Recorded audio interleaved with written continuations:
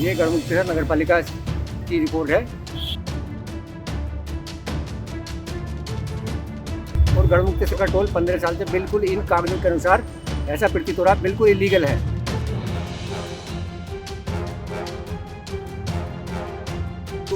से आंदोलन चला रहे हैं टोल टैक्स के खिलाफ। यूपी के जनपद हापुड़ के गढ़मुक्तेश्वर में नगर पालिका सीमा से ब्रजघाट टोल प्लाजा हटाने की मांग को लेकर कड़कड़ाती ठंड के बीच आंदोलन लगातार 24वें दिन भी जारी रहा। गढ़ तहसील में चल रहे इस धरने को समाज सेवी अर्जुन चौधरी ने भी अपना समर्थन दिया। बता दें, धरना स्थल पर पहुंचे समाज सेवी अर्जुन चौधरी ने पंकज लोधी की तरफ से उठाई जा रही ब्रजघाट टोल प्लाजा को हटाकर ब्रजघाट बाईपास को सियाना चौराहे की ओर निकाले जाने, साथ ही तिगरी पर पुल निर्माण की मांग को पूरी तरह न्याय योजित बताया। उन्होंने कहा कि केंद्रीय मंत्री नितिन गडकरी ने संसद में कहा है कि किसी भी नगर पालिका में टोल नहीं होगा। बावजूद इसके ब्रजघाट में टोल प्लाजा पर लंबे समय से वसूली की जा रही है। उन्होंने कहा कि यह आंदोलन पूरी तरह जनहित से जुड़ा है और वो इस आर पार की लड़ाई में सदैव साथ खड़े रहेंगे। जो हमारे मंत्री जी हैं, केंद्रीय मंत्री श्री नितिन गडकरी जी, उन्होंने संसद में भी कहा है कि किसी भी नगर पालिका में टोल नहीं होगा। फिर भी ये जो है इस टोल को जबरदस्ती चला रहे हैं लोग।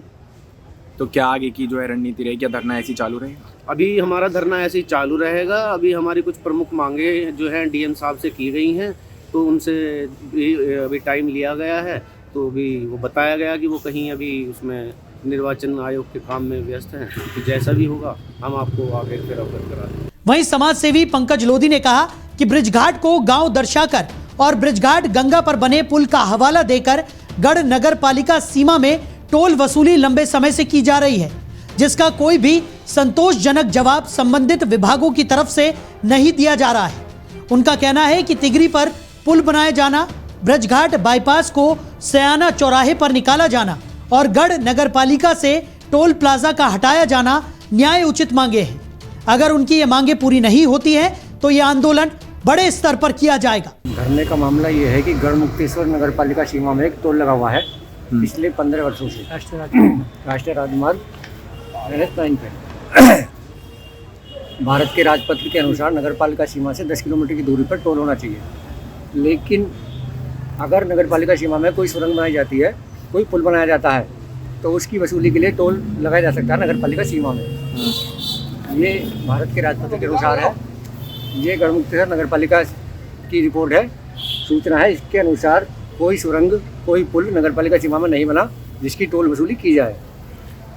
अब इसमें जो है इन्होंने बहुत सारी सूचनाएं हमने मांगी है। ये 2020 में हमने सूचना मांगी हापुड़ डीएम साहब से, तो उन्होंने हमारी फाइल भेज दी गाजियाबाद प्राधिकरण को।